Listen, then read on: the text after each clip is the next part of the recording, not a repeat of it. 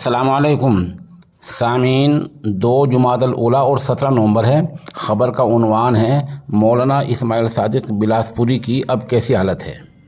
آپ کو پتہ ہی ہے 2 روز سے مولانا دہلی کے پارس ہیلتھ ہسپتال میں داخل ہیں۔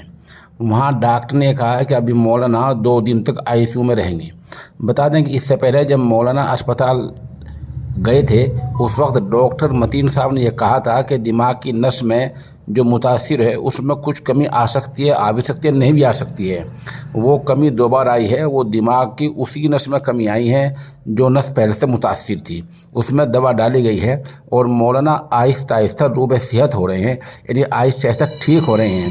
دوا ڈالنے کا اثر یہ ہوا ہے کہ ان کے ماشاءاللہ ہاتھ ہلنے شروع ہو گئے ہیں اور پیروں میں وہ بھی ٹھیک ہونے شروع ہو گئے ہیں، البتہ کمزوری کی وجہ سے پیر ہل نہیں پا رہے ہیں۔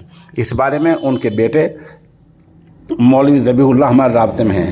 وہ بتا رہے ہیں کہ ڈاکٹر صاحبان نے دوائی ڈالی ہیں اور وہ مکمل طور سے جو ہے پر امید ہیں کہ آہستہ آہستہ بیماری کا خاتمہ ہو رہا ہے اور مولانا تندرستی کی طرف بڑھ رہے ہیں اور انشاءاللہ کل پرسوں تک مولانا مکمل طور پر صحیح ہو جائیں گے۔ اس بارے میں ایک دوسری گزارش یہ ہے کہ جو لوگ فالج ہونے کا اور پیرالائسس ہونے کی افواہ اڑا رہے ہیں وہ برائے مہربانی افواہ سے بچیں۔